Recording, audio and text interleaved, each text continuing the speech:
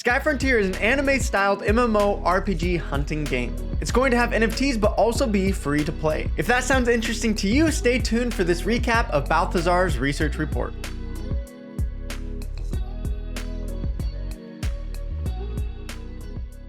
Hello, Kamusta, hola everyone, thank you for joining me in Balthazar's research report on Sky Frontier. Now, it is still very early in this project, so there's not a ton of details, but I think it is an interesting project that you will want to at least learn about and keep an eye out for down the road. So let's first start with a little bit of the lore. The story is set in a fantasy world that collapsed hundreds of years ago. The laws of physics don't apply anymore and they're forced to adapt into a new life in the skies. It's called the collapse. The land rose to the skies, and as it did, a deep sea of clouds formed around the island. Only survivors from the collapse moved to a floating island where they could live on an airship. The story revolves around our hero, a boy who meets a girl. Together they meet acquaintances, a princess, an airship engineer, etc. Our hero has to set out into the dangerous world, searching for supplies and resources while defeating lords and delving into the world's mysteries. Now, I don't know about you, but to me that looks pretty dang good. Now, of course, I'm not the best anime critic. I've seen a few episodes here or there of different shows, but I've never really followed the anime scene too much. But to me, this is looking pretty good as an average Joe, someone that doesn't know a ton. But that means I think that the audience could be pretty far wide-reaching of this style of art. Now, if you're paying attention, you probably noticed in the trailer there was fishing going on. And that's because in the beginning, Sky Frontier Fantasy Battle was meant to be a fishing game. During development, there were some twists and turns, and the initial fishing game developed into an MMORPG with fishing elements remaining. Now, I think it's kind of funny that a fishing game turned into an MMORPG, but if you think about the fish that those things were catching in the trailer and some of the artwork here, how else are you going to catch a thing like that besides taking it down in combat? In Sky Frontier, there's going to be 3 primary game modes the players can partake in. Players can traverse this fantasy world with airships in a single player or multiplayer experience. As players defeat the many creatures, they might drop NFTs. You can also drop a signal to other players in a similar system to Monster Hunter, where single player players can send a rescue flare to get the help from other hunters. Then of course there's the pure multiplayer modes between PvE and PvP. In PvE, you're going to be able to challenge bosses and lords either by yourself or with 8 players. You're going to spot the weak points, take aim, and defeat the boss. The key to victory is to work together, play your role, play strategically, and select the right crew members for the job. In tournaments, you set out to the field and fight bosses, and the player that has weakened the boss the most at the time limit wins. The basic flow in Sky Frontier is to get a giant ship with more crew, set a sail against bosses and lords, and defeat them. The game is essentially an auto battler with manual operations and action elements. The player uses the skills, whereas the targeting of the creatures is automatic.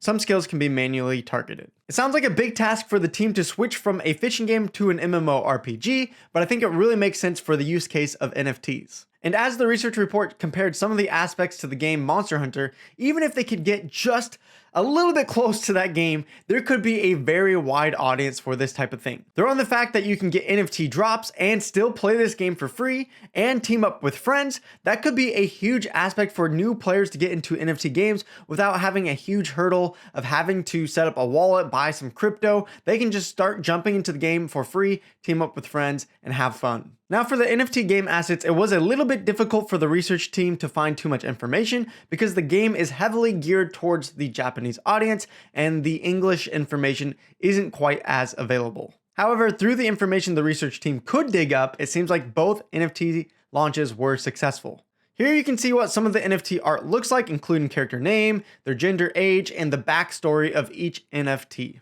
They also had NFT sales of different weapons and ships for the game as well, all looking pretty good to me so far. Again, I'm not personally the biggest anime fan or someone that plays the most Japanese styled art games. However, I am in love with a lot of these NFTs, and if this is just the start for the game, it is good signs ahead for the team. One thing to note is that there is no current land sales or any information about it. However, I don't think every NFT game has to have land. I see a lot of games try to force land because everyone else is doing it, but if it doesn't make sense for the game to have land sales, then just don't do it. So we'll see if they actually implement land or if they just leave it out. Either way, I think that's okay.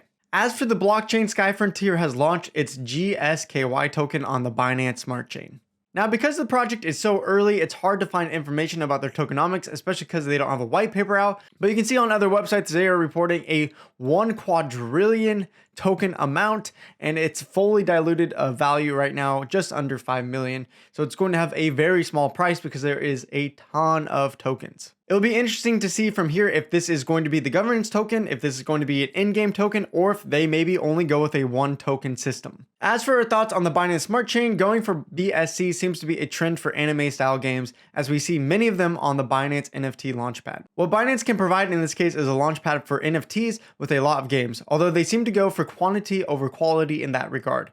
This is not saying that Sky Frontier isn't a quality project, but if they are to launch their NFTs on Binance, they'll be one of the many in a place with differing quality. I don't really have a problem with them using the Binance Smart Chain. There's already a lot of gamers there in that ecosystem, and as the team said, there are a ton of projects. Of course, that can be a negative thing in some stances, but if they are able to rise above the rest in quality, then that's going to make them shine on the Binance Smart Chain compared to other projects. As for the team, we have to start by prefacing this part with the fact that finding information on the team members of Sky Frontier was hard. One reason for this might be because most of the little content that is out there on Sky Frontier is mainly in Japanese and very hard for the Google search engine to find via regular searching. Given how little information there was for us to find, we cannot go further into detail on their team, and we'll have to see what they can achieve going forwards. From what we can tell, the team at Big Bang seems to have experience in the mobile gaming industry. They all seem to have a good eye for detail, and their team has produced high quality content already from what we can see. The artwork they've created is top notch as well. Not really fully knowing who is on the team and their relevant experience